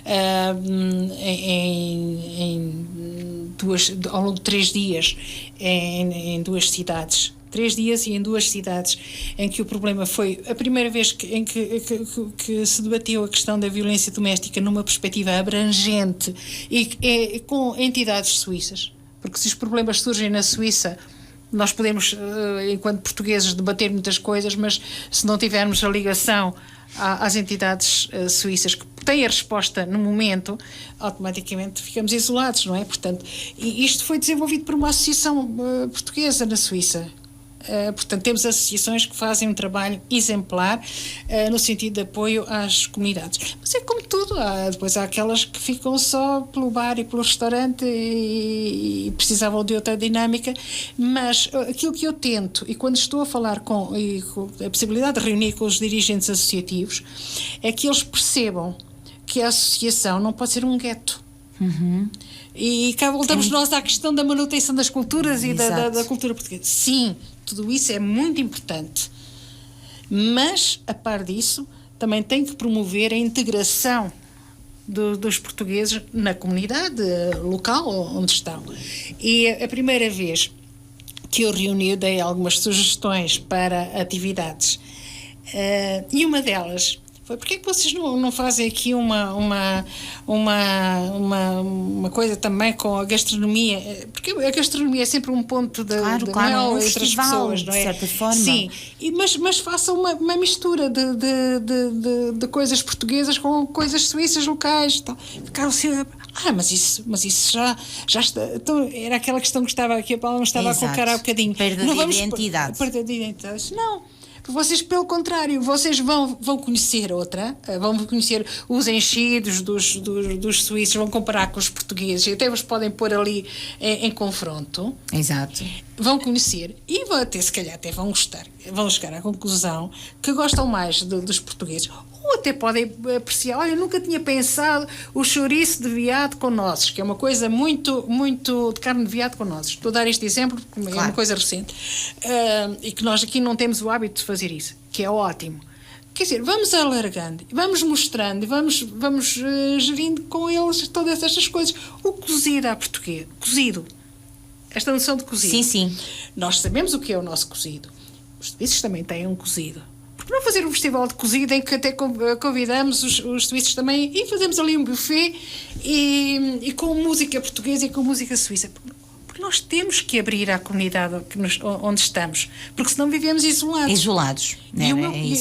No meu ponto de vista, as associações portuguesas na nossa diáspora têm que estabelecer esta ponte entre a realidade portuguesa e a realidade do local onde estão inseridas, para que as pessoas se possam conhecer, para que se possam sentir bem. Porque eu só, quando conheço o meio onde estou envolvida, é que me posso sentir bem, não é? É, de facto. Temos falado aqui muito, e eu estava a ouvi-la deliciada e também a pensar nas associações que nós temos por aqui tido, por aqui têm passado.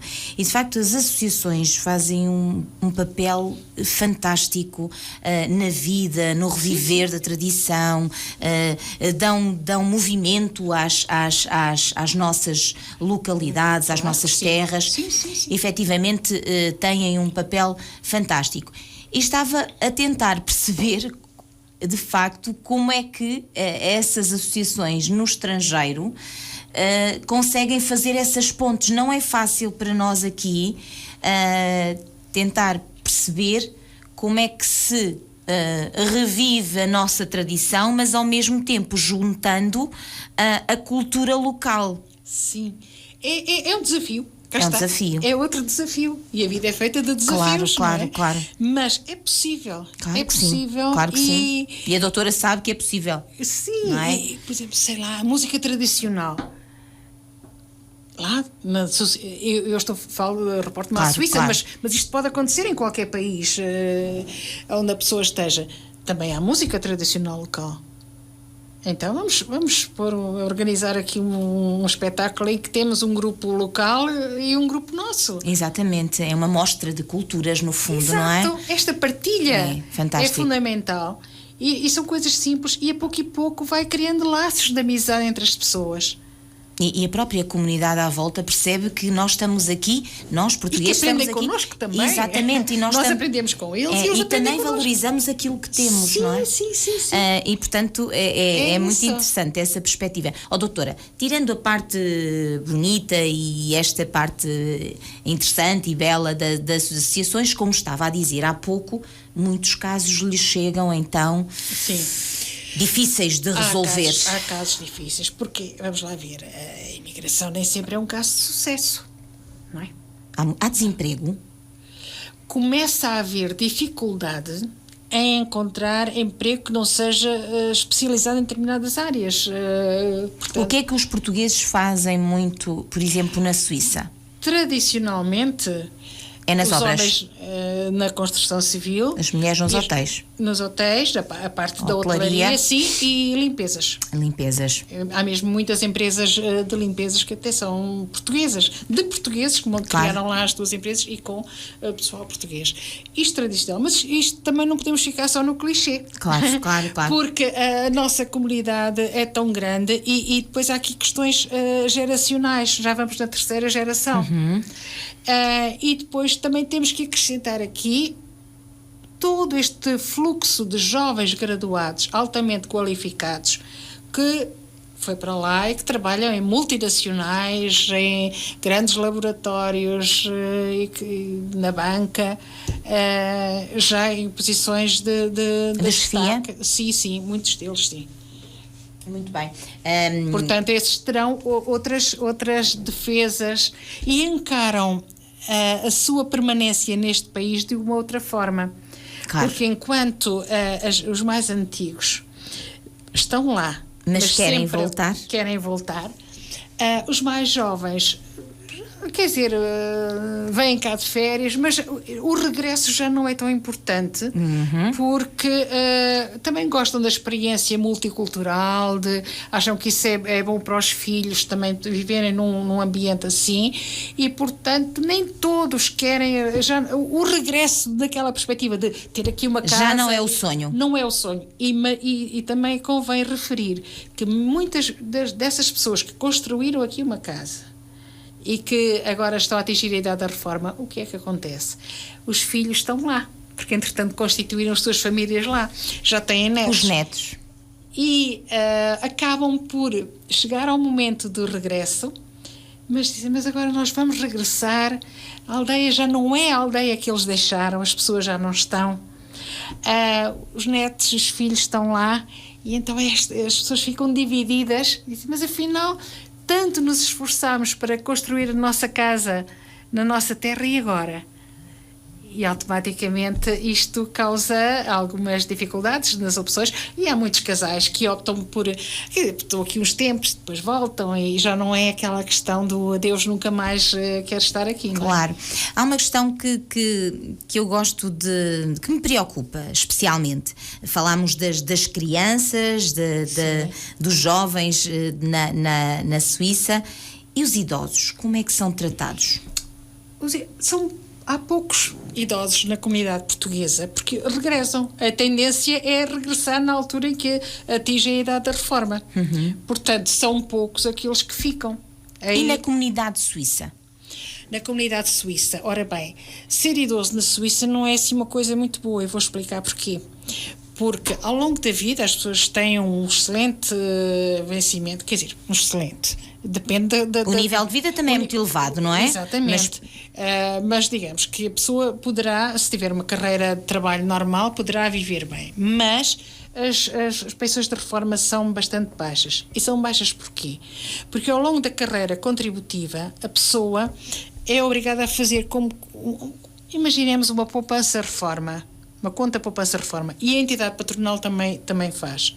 O que significa que, ao atingir a idade da reforma, a pessoa tem ali um fundo que pode gerir, e a ideia é que utilize esse fundo para complementar a sua pensão de reforma, que normalmente é baixa, abaixo dos valores médios. E se assim for, se houver esse equilíbrio, mas não são todos aqueles que conseguem viver bem. Portanto, os idosos na Suíça não vivem assim tão bem quando nós poderíamos pensar. Por isso é que muitos deles agora também estão a rumar a Portugal, mesmo suíços.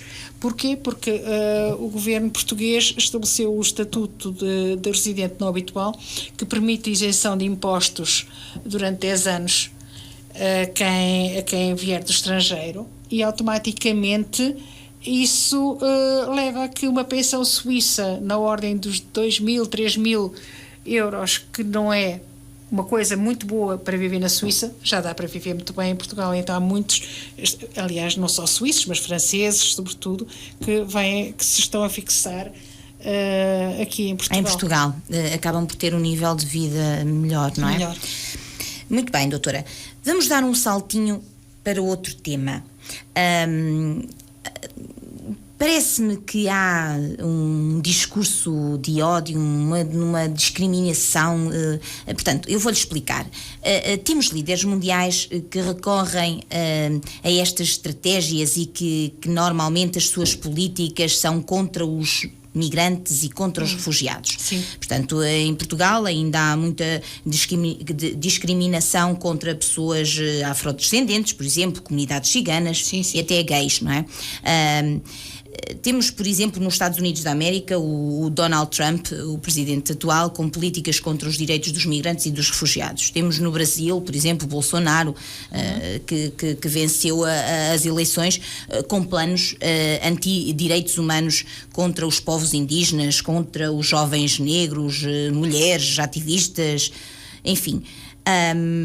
Temos inclusivamente no presidente das Filipinas, o Rodrigo Duterte, que ainda há bem pouco tempo tivemos aqui um missionário comboniano que está nas Filipinas atualmente, em Manila, e falou-nos efetivamente da realidade lá, e portanto o presidente das Filipinas manda matar milhares e milhares de pessoas que estão ligadas ao tráfico de drogas, por exemplo, e faz acusações públicas contra os homossexuais, enfim. Temos então este tal discurso de ódio por parte de alguns líderes mundiais, mas que depois ganham as eleições. Pois ganham. E nós estamos a viver tempos estranhos, diria eu, e é prova provada de que, afinal, o ser humano não aprende com os erros nem com as grandes calamidades da história. E centrando na Europa, quem passou por uma... quem passou pela idade, e mesmo quem não tenha vivido isso, mas tenha sabido, porque não foi assim há tanto tempo quanto isso, nós tivemos quem passou pela questão das guerras mundiais, da Primeira e da Segunda Guerra, e quem ler um bocadinho sobre o que se passou nessa altura não pode ficar contente com o rumo que as coisas estão a tomar. E toda a gente devia ter aprendido que aquele exemplo, o que se passou ali, não pode continuar a existir. Mas estamos em risco de que essas situações voltem a acontecer. Porque a paz e o bem-estar que surgiu e que se viveu no pós-guerra, de 45 para em diante, acaba por não ser algo fixo. Portanto, nada é conseguido, tudo tem que ser bem trabalhado e em qualquer momento, porque o exemplo está ali presente, não foi assim há tantos anos quanto isso. Pois não. E, no entanto, nós estamos em risco de voltar aos nacionalismos, a recusar tudo e vejamos o que tem acontecido com os migrantes, a desgraça do mar Mediterrâneo, não é? Verdade. Tudo isso devia envergonhar os líderes europeus que pugnam por estas medidas que são, no fundo, contrárias aos direitos humanos e que acabam por incendiar ódios. E eu acho que neste momento em que estamos a correr o risco de irmos para a radicalização de posições, tinha que haver aqui também um abanão grande, no sentido de levar as pessoas a perceber que temos que inverter este rumo. Não é só, infelizmente, nas questões climáticas, claro, que assim é muito sério. Sim, muito sério. Muito sério, mas há que inverter rumos, porque isto, sem darmos conta, podemos estar numa situação de que todos vamos ser vítimas também. É verdade, é verdade. E falou na questão das guerras mundiais e, de facto, parece que não aprendemos nada. Não, e inclusivamente até há tempos li um artigo em que havia inclusivamente pessoas que achavam que tudo aquilo era ficção. Mas é preciso ir a Auschwitz, essas coisas estão lá ainda, as marcas, não é? Claro. Eu lembro, eu estava na Alemanha quando caiu o Muro de Berlim. Sim. Eu tive essa sorte de poder participar desse grande acontecimento. Grande. E foi casualmente, porque estava numa formação de professores. Eu era bolseira do Instituto, do Goethe Institute, e portanto estávamos em formação e aquilo aconteceu. E portanto os formadores disseram: a melhor formação que podem ter é ir para a rua. Óbvio. E viver este momento. Não é? Mas 2 anos depois voltei, estive em Berlim e estive em Leipzig, que é uma cidade que era da antiga DDR, portanto, na Alemanha de Leste. E de facto, 2 anos depois da queda do muro, fiquei impressionada com o que fui encontrar, porque aquilo era um outro mundo. Parecia que a história, o tempo tinha parado e ainda tínhamos casas, edifícios que tinham sido bombardeados, ainda estavam lá as marcas todas. Havia uma igreja que é o Ex-Libris daquela cidade, que tinha caído, tinha sido bombardeado. E, portanto, as pedras estavam no chão e estavam naquela altura a começar a contá-las e a fazer o inventário para restaurar. Mas isto era 40 e tal anos depois da guerra ter acabado, não é? Claro. E portanto aquilo acabou era a Segunda Guerra em 1945, portanto. Exato. E portanto foi incrível ver como era a vida, o que tinha acontecido, e os sinais da guerra estavam ali. Presentes. Era só olhar. E, no entanto, parece que as pessoas esqueceram isso tudo e estamos perigosamente a caminhar para para situações de conflito, e é mais preocupante também quando isso passa na Europa e se pode pôr em causa, inclusivamente, outra das coisas boas que se conseguiram no século XX, que foi a construção do projeto europeu. Exato. Que nos deu toda esta liberdade de movimento numa série de países, que são conquistas que de facto não se podem pôr em causa, porque os danos, e agora, mas vemos o Brexit, não é? Claro. E o que está a passar, e outros que se passarão a seguir, porque isto infelizmente tem as suas consequências, não são casos isolados, e acho que estamos a viver tempos perigosos, estranhos e perigosos. Verdade. Há pouco a doutora falava numa situação interessante, porque os meios de comunicação social, de certa forma, nos aproximam a todos, não é? Parece que utilizou uma metáfora muito engraçada, parece que vivemos todos num T0. Muito interessante. E era precisamente sobre esta temática da internet e a democratização da informação, mas ao mesmo tempo o risco de recorrermos a sites com informação que nem sempre é verdadeira. Exatamente, as fake news. E, portanto, o que é que tem a dizer sobre esta questão da internet? É como tudo na vida, quer dizer, é como o sal na comida, o que é demais já estraga, não é? Exatamente. E tudo se quer com equilíbrio, conta, peso e medida. Portanto, a internet foi, de facto, outra grande conquista do século XX. É fabuloso, de facto, nós vermos como podemos comunicar uns com os outros e aprender, investigar, enfim, tem na própria ciência, na medicina, tudo isso tem ajudado a desenvolver. Mas o que tem de bom também tem de perverso. As coisas há sempre duas faces na mesma moeda, não é? E compete à pessoa saber os limites e perceber até que ponto é que aquilo também pode ser negativo e fazer as suas escolhas. O que acontece é que agora é tudo muito imediato, é ao segundo e torna-se tudo viral, não é? E nem sempre aquilo que aparece e depois também sabemos que há determinadas forças ocultas que utilizam estes meios para desestabilizar e para criar factos onde até nem existem factos, não é? Exatamente. E isto é que é perigoso e nós... É difícil lidar com isto também, mas e mesmo também com os jovens.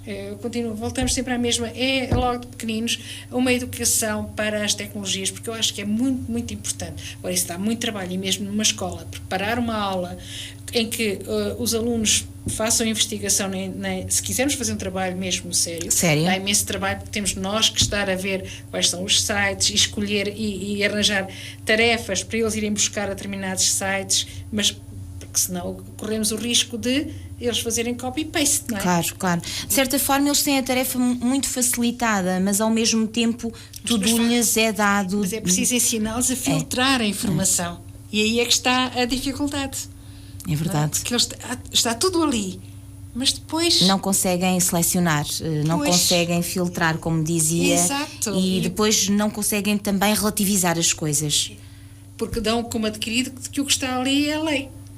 É tudo muito, muito correto e muito sério, mas as coisas infelizmente não são assim. Mas, é claro, acho que hoje em dia ninguém conceber a sua vida sem recurso a estas coisas. Mas é um perigo também. É um perigo e temos que saber relativizar as coisas. É verdade. Doutora, já aqui fomos falando um bocadinho, quando falávamos das associações e da cultura e das tradições, mas falámos um pouco das associações em Berna, não é? Na Suíça. Na Suíça. Como é que vê as nossas tradições, a nossa cultura, os nossos costumes, no fundo, como suporte da nossa identidade? Fundamental. É fundamental que isso seja assim, e temos um exemplo, porque nós temos uma cultura muito diversificada, extremamente rica, e é muito importante que essas marcas de identidade vão passando de geração em geração, e até porque elas fazem parte de nós. É fundamental. E, nomeadamente, a gastronomia, que, portanto, já é considerada património imaterial,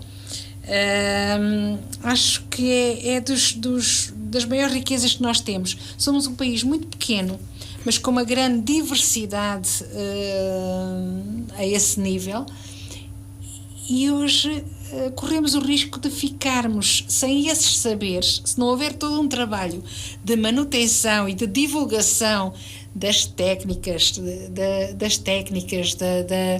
da confecção, dos produtos, mesmo na defesa dos próprios produtos endógenos, que é fundamental que eles se mantenham.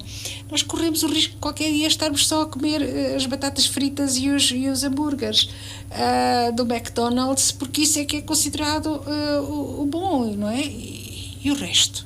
E o saber, o legado que nós temos aqui de anos e anos, que tem a ver com a identidade do povo de uma determinada zona, o trabalho, a maneira como as coisas foram passando de geração em geração, isso é de uma riqueza que nós temos todos a obrigação de defender e de manter, e também de nos orgulhar. Claro, porque atrás de uma gastronomia está um povo, está a tradição, está a gente, está a lavoura, está a terra, exatamente, não é?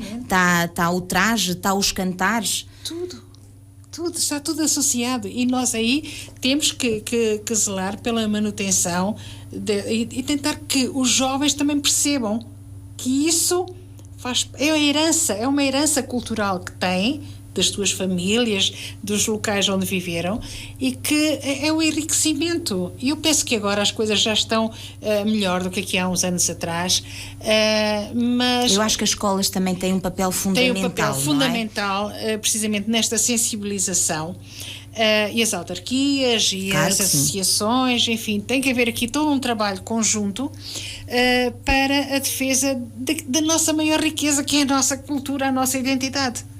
Muito Porque bem. sem isso ficamos reduzidos a... Ficamos sem chão. Exatamente. Ficamos sem chão. Doutora, e o papel da mulher? Como é que está o papel da mulher? Falo do modo geral. A doutora pode fazer o ponto de comparação, se quiser, com a Suíça e em Portugal. Como é que se posiciona a mulher em Portugal? Como é que vê o estatuto da mulher em Portugal, e como é que vê o estatuto da mulher, o posicionamento da mulher na sociedade que é a Suíça, por exemplo? A mulher é um ser humano, e portanto eu acho que é como ser humano que deve ser considerada na sociedade, e a sociedade não pode desprezar uma parte dos seus elementos. Não faz sentido nenhum que uma mulher não tenha acesso a determinados cargos ou a determinadas situações por facto de ser mulher. E a doutora é o exemplo disto, disso mesmo, portanto tem um cargo importantíssimo. Sim, mas eu nunca... vamos lá ver. Eu acho que essas coisas vão acontecendo, também depende um bocadinho do nosso posicionamento na sociedade e perante as coisas e as situações. É fruto de trabalho também, doutora. Mas para mim, quer dizer, não é que seja intencional, repare, é natural, porque eu digo assim, eu vivo aqui, eu nasci, eu existo, sou um ser humano. Claro. E centrando-me nisso, eu também tenho a obrigação de contribuir com aquilo que eu sou, com o que eu sei, com o que eu acho que posso ajudar. E, portanto, é nesta perspectiva que eu acho que as mulheres se devem posicionar. Não porque eu que sou mulher tenho direito porque sou mulher. Não, eu tenho direito porque sou um ser humano e faço integrante de um conjunto, de uma sociedade onde eu tenho o direito de intervir. Claro, mas a minha... Agora, ainda há muitos estereótipos e preconceito, doutora, e preconceitos, não é? Sim. E no fundo é baseando-me um pouco na nossa história também que eu faço esta questão, porque claro, se calhar os ouvintes até pensam assim, então a posição dos homens, portanto, são seres humanos também. E que também têm que trabalhar, quer dizer, isto é como a história da coeducação, quer dizer, nós porque é que temos que ter escolas, eu sei que isto também pode ser discutível, mas nós temos rapazes e raparigas na mesma escola e portanto, terem aprendizagens comuns. Porquê? Porque eles interagem na sociedade, ou devem interagir na sociedade a nível macro e a nível micro, em termos familiares, e portanto aqui deve haver uma articulação entre todos. E eu defendo sempre isso. Agora, se também sei, e não sou ingênua, a ponto de dizer, não, isto é uma maravilha. Não, infelizmente não é. E por exemplo, o caso da Suíça, que é um país desenvolvido mais do que com muito mais do que Portugal, a este nível é mais atrasado do que Portugal. Essa foi outra surpresa. Sabia que na Suíça as mulheres só em 1979 tiveram direito de voto? Meu Deus. Pois. Sabia que as mulheres na Suíça, em média, não digo em determinados, mas nas profissões mais gerais, pelo mesmo trabalho, recebem menos 20%? Temos aqui uma desigualdade salarial patente. Mas em Portugal ainda existe isso. Sim, também. É? Ainda existe. Mas, por exemplo, aqui a mulher trabalha, enquanto que, por exemplo, na Suíça, uma mulher que trabalhe e se tiver filhos, já não é muito bem aceito que trabalhe. É óbvio que ela também tem condições para ficar em casa com os filhos, que aqui as mulheres portuguesas não têm, não é?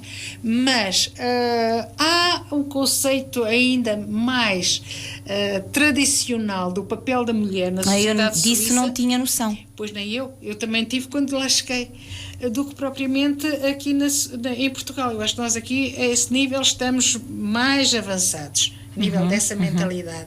E de facto para mim foi um grande choque saber que só em 79 é que as mulheres tinham tido direito de voto. Foi uma grande luta, não é?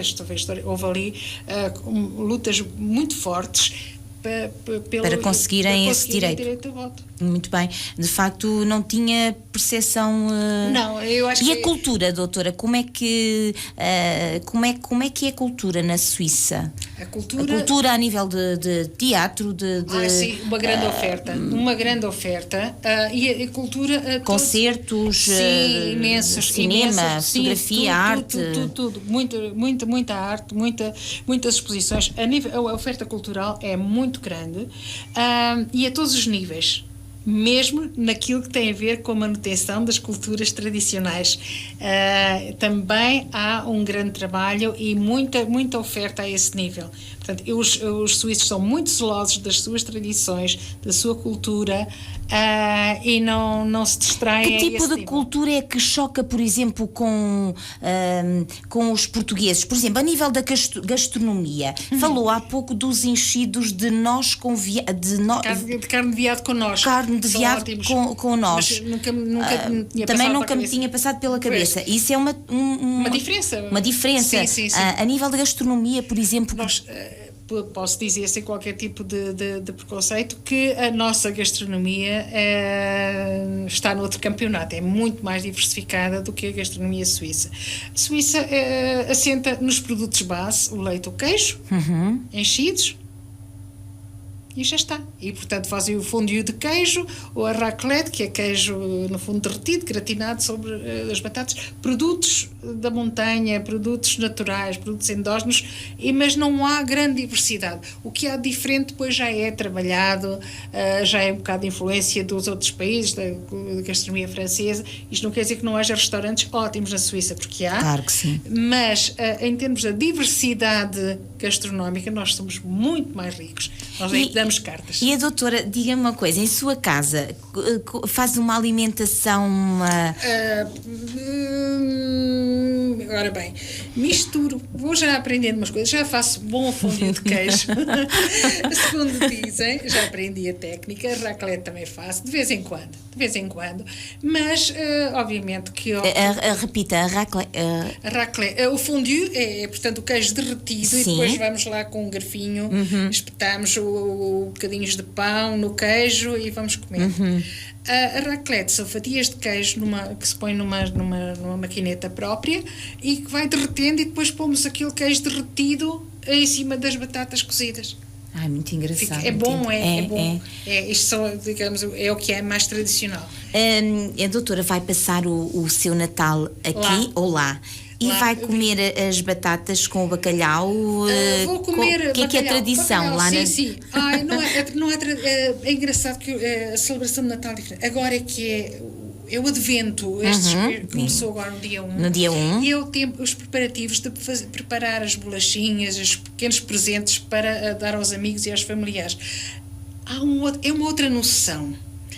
Explique-nos isso é muito interessante. São aquelas bolachinhas de gengibre de várias, que são feitas em família nos serões de inverno, que são mais longos, e que se põem em caixinhas e para dar... Tivemos aqui há pouco tempo os doceiros aqui da região, nomeadamente o pão de ló de Sul, o pão de ló de milho de Sul, os pindelinhos de Pindel dos Milagres e os volguinhas da Cristina Pinto. E ela falou-nos dessas bolachinhas, inclusive também.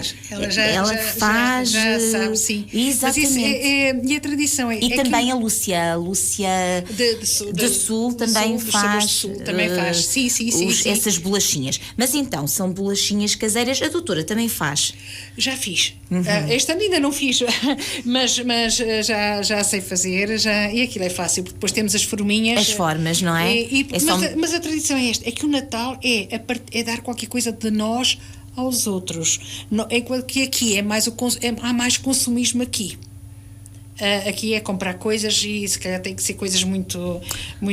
Ali não, é qualquer coisa que eu preparei para a minha vizinha, para os meus amigos, para os meus familiares, mas que foi o meu tempo que eu dediquei, seja a fazer um embrulhinho, ou um cestinho, ou um postal construído por mim, com colagens.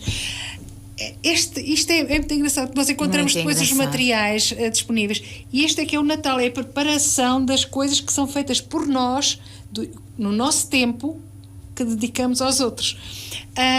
Os dias, portanto, aí não há propriamente uma coisa que se possa dizer que é tradição mesmo de Natal. É o tal fondue de queijo, pode ser marisco, não há. A tradição de Natal é nossa. Eu acho que vai comer o bacalhau com as batatas. Sim, haverá bacalhau. Ou aqui também se costuma comer o peru ou o polvo. O polvo, sim, sim. Haverá coisas portuguesas, obviamente, que sim, na nossa mesa. Vai ser em família, não é, doutora? Família reduzida. A família reduzida, mas é o essencial, é os Natal, filhos. Por isso, eu agora estou aqui uns dias, também aproveito para fazer já o Natal com o Miguel, não é? Com o meu filho. Muito bem. E Natal é quando a pessoa quiser. Claro, exatamente.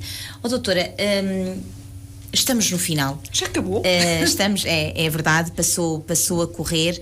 Eu gostava que a doutora deixasse uma mensagem lá para casa aos nossos ouvintes, aquilo que lhe apraz dizer. Nesta altura estamos no Advento, já muito próximo de Natal, portanto eu gostaria de desejar a todos que esta época natalícia seja vivida com muita paz, com muita harmonia, e que de facto se sintam bem, orgulhosos da nossa cultura, orgulhosos das nossas tradições, e que, acima de tudo, percebam que a felicidade está nos pequenos momentos que são vividos e partilhados com quem nós gostamos de estar, com os nossos familiares, com os nossos amigos, e que muitas vezes isso é mais importante do que grandes coisas que podem dar um prazer no momento, mas que, na verdade, não contribuem para a nossa felicidade. A felicidade está nas pequenas coisas que nos vão acontecendo na vida e, portanto, é uma mensagem de paz e um desejo de que sejam todos felizes. Muito bem, doutora. Olha, nós é que agradecemos muito ter estado à conversa connosco durante estas 2 horas. De facto, bebemos todos da sua sabedoria, das suas experiências, dos seus pontos de vista sobre diversos temas e enriqueceu-nos a todos. Muito obrigada pela sua presença e espero que volte um dia. Muito obrigada, eu que agradeço e até sempre. Até sempre. Opiniões com Alma chega ao fim. Quero agradecer aos ouvintes a vossa companhia. Até para a semana, se Deus quiser.